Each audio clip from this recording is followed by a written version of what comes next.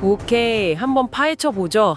K-팝 시인의 중심에서 정말 거대한 폭풍을 일으켰던 인물이죠. 민희진 전 대표가 다시 한번 기자회견이라는 카드를 꺼내 들었습니다. 네, 첫 기자회견 때 그 파란 모자 쓰고 나와서 정말 거침없는 발언으로 판 자체를 뒤흔들었던 기억이 아직도 생생한데요. 그렇죠. 하나의 신드롬이었죠. 근데 이번엔 분위기가 좀 이상해요. 정작 기자회견의 주인공인 본인은 참석을 안 한다고 하거든요. 바로 그 지점. 그게 이번 기자회견의 성격을 규정하는 가장 중요한 단서라고 봅니다. 모든 게 이제 법원의 판단으로 정리되는 수순처럼 보였는데 갑자기 그것도 주인공이 없이 열린다? 네. 이건 우리가 흔히 생각하는 반격이나 폭로와는 결이 완전히 다른 행보일 수 있다는 거죠. 그래서 오늘 저희가 이 기묘한 기자회견의 타이밍 그리고 형식, 그 이면에 숨겨진 진짜 의도가 뭘까, 그 속내를 한번 제대로 들여다보려고 합니다. 네, 맞습니다. 가장 먼저 드는 생각은 역시 왜 지금이지 하는 점이에요, 솔직히. 타이밍이죠. 네, 타이밍이요. 대중들은 이 이슈에 대해 상당한 피로감을 느끼고 있었고 거의 마무리 수순으로 넘어가는 분위기였잖아요. 맞아요. 거의 다 꺼진 불씨 같았는데 근데 갑자기 그것도 하루 이틀 전에 긴급하게 일정을 잡았다.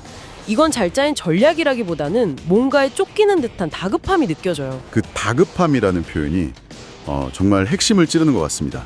잊히는 것이 가장 두려운 상황일 수 있거든요. 아, 잊히는 것. 네, 생각해 보세요. 법적 분쟁에서는 이미 여러 차례 판단을 거치면서 사실상 패색이 짙어진 상황입니다. 가처분 때 잠시 유리한 고지를 점하는 듯 했지만 결국 해임은 못 막았고 그렇죠. 이후의 법적 다툼에서도 원하는 결과를 얻지 못했죠. 이렇게 법적으로 기댈 곳이 사라지는 상황에서 여론전에서마저 대중의 기억에서 사라진다. 그럼 그야말로 아무것도 안 남게 되는 겁니다. 아, 그러니까 어떻게든 이 싸움이 아직 끝나지 않았다는 걸 사람들한테 각인시켜야만 하는 그런 절박한 상황이라는 거군요. 바로 그거죠. 그래서 이미 한참 전에 나왔던 그 템퍼링이라는 키워드를 다시 들고 나온 거고요. 솔직히 저는 그게 좀 의아했어요. 네, 저도요. 이미 법원에서도 크게 의미를 두지 않았고 대중에게도 여러 번 소비된 어떻게 보면 낡은 카드잖아요. 이걸 다시 꺼내는 게 무슨 효과가 있을까요? 아주 날카로운 지적입니다. 오히려 우리에겐 새로운 증거가 없습니다 라고 자백하는 꼴이 될 수도 있지 않냐, 이런 말씀이시죠. 네, 바로 그거예요. 실제로 그럴 위험성이 충분히 있죠.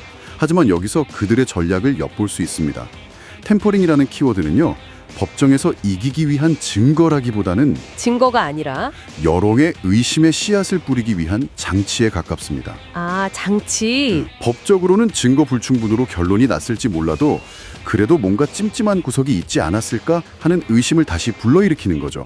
즉, 판결이 난 사안을 뒤집으려는 게 아니에요. 그럼 뭐죠? 이미 결론이 난 것처럼 보이는 이 국면 자체를 다시 의혹의 단계로 되돌리려는 시도인 겁니다. 와, 이기기 위한 공격이 아니라 시간을 벌고 판 자체를 리셋하려는 수비에 가깝다, 이런 말씀이시네요. 정확합니다. 국면 전환용 카드인 거죠.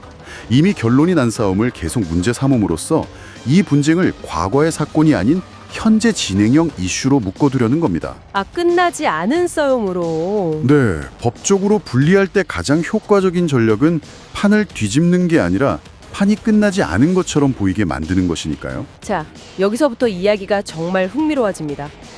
과거 두 차례의 기자회견을 떠올려 보면 이번의 부재가 더 극명하게 다가오거든요. 그렇죠.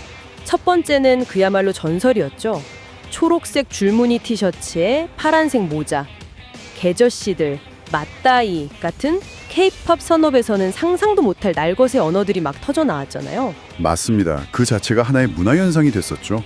본인이 직접 판에 뛰어들어서 자신의 언어로 프레임을 그냥 만들어버렸어요. 그리고 두 번째는 법원 판결 직후였는데 이번엔 화사한 노란색 카디건을 입고 나와서 정말 180도 다른 모습을 보여줬습니다. 네, 훨씬 차분해진 태도로 화해의 제스처를 취하면서 여론을 또 한 번 자기 쪽으로 끌어왔고요. 이렇게 두 번의 성공적인 경험이 있는데도 이번엔 법률 대리인만 내세운다. 이 선택이 지금 그녀가 처한 상황을 가장 명확하게 보여주는 겁니다. 어떤 의미에서 그렇죠. 두 번이나 성공했는데 이번에는 왜 직접 나서지 못하는 걸까요? 싸움의 무대가 완전히 바뀌었기 때문입니다. 완전히요. 무대가 바뀌었다. 네, 첫 번째, 두 번째 기자회견의 주 무대는 여론이었습니다. 감정에 호소하고 대중적인 서사를 만드는 게 중요했죠. 하지만 지금은 아닙니다. 그럼 지금은요? 이제 주 무대는 법정으로 완전히 옮겨갔어요. 이 단계에서 본인이 직접 하는 말 한마디는 더 이상 여론을 향한 외침이 아니라 아, 법정에 제출될 증거이자 기록이 됩니다. 그러니까 예전처럼 감정적으로 막 발언했다가는 그게 전부 법정에서 자신을 공격하는 무기가 될 수 있다는 거군요. 저번에 이렇게 말하지 않았느냐 하면서요. 바로 그겁니다. 단어 하나, 표현 하나, 심지어 억양까지도 다 녹취돼서 분석되고 향후 소송에서 불리한 증거로 쓰일 수 있습니다. 와, 말하자니 법정 리스크가 너무 커지고 그렇다고 가만히 있자니 이대로 잊혀버리는 딜레마에 빠진 거죠. 딜레마네요, 정말. 그래서 본인은 뒤로 빠진 채 법적 언어만 사용하도록 훈련된 법률 대리인을 방패막이로 내세우는 일종의 고육지책을 선택한 겁니다. 이건 자신감의 표현이 아니라 말 한마디 잘못하면 모든 게 끝날 수 있는 벼랑 끝에 서 있다는 자기 고백에 가까운 행보군요. 그렇죠. 판을 흔들던 플레이어에서 이제는 판 위에서 움직임 하나하나를 제약받는 체스말이 되어버릴 셈이네요. 그렇게 법적 부담까지 감수하면서 기자회견을 여는 걸 보면 어쩌면 이 메시지를 듣길 바라는 진짜 청중은 언론이나 대중이 아닐 수도 있겠다, 이런 생각이 드는데요. 정확히 보셨습니다. 그 질문이 이 사태의 본질로 우리를 이끌어갑니다. 아, 그래요? 법률 대리인의 딱딱하고 방어적인 언어로 대중의 마음을 다시 움직이기는 어렵다는 걸 그들 스스로도 잘 알 겁니다. 그렇다면 이 기자회견은 겉으로는 대중을 향해 말하는 척하지만 실제로는 전혀 다른 누군가를 향한 메시지일 가능성이 매우 높습니다. 다른 누군가라면 설마 네, 바로 뉴진스 그룹과 그 주변, 즉 어더워 내부에 남아있는 관계자들입니다. 이건 외부를 향한 성명서가 아니라 내부에 보내는 신호탄인 거죠. 우리는 아직 죽지 않았다. 싸움은 끝나지 않았으니 섣불리 줄을 갈아타지 마라. 뭐 이런 메시지일까요? 일종의 내부 단속용 심리전이다. 그렇습니다. 한번 그들의 입장에서 생각해 보세요. 리더는 해임됐고 회사는 사실상 적의 손에 넘어갔습니다. 멤버들은 앞으로 어떻게 될지 불안하겠죠, 당연히. 극도의 혼란과 불안에 휩싸여 있을 겁니다. 이런 상황에서 아직 싸움은 끝나지 않았다. 내가 여전히 너희를 위해 싸우고 있다. 섣부른 판단을 내리지 말라는 메시지를 던지는 겁니다. 아, 마음을 붙잡아두려는 거군요. 그렇죠. 그들의 마음을 붙잡아두고 혹시 모를 이탈을 막기 위한 장치인 셈이죠. 듣고 보니 정말 그럴듯하네요.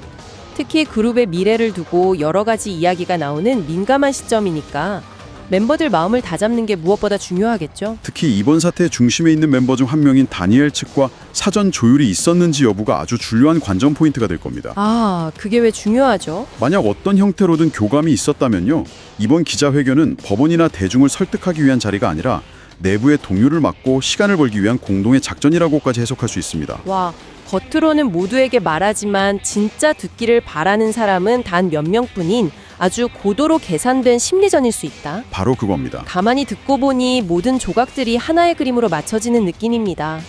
대중의 관심이 식어갈 때쯤 급하게 잡은 일정, 판을 흔들던 주인공의 갑작스러운 부재, 그리고 이미 효력을 잃은 낡은 카드의 재사용까지. 네, 이 모든 게 결국 선택지가 많아서가 아니라 더 이상 남은 선택지가 거의 없기 때문에 나온 고육지책이라는 거네요. 네, 이 기자회견은 판을 뒤집기 위한 승부수라기보다 더 이상 절벽 아래로 밀려나지 않기 위해 필사적으로 붙잡은 마지막 손잡이에 가깝습니다. 마지막 손잡이.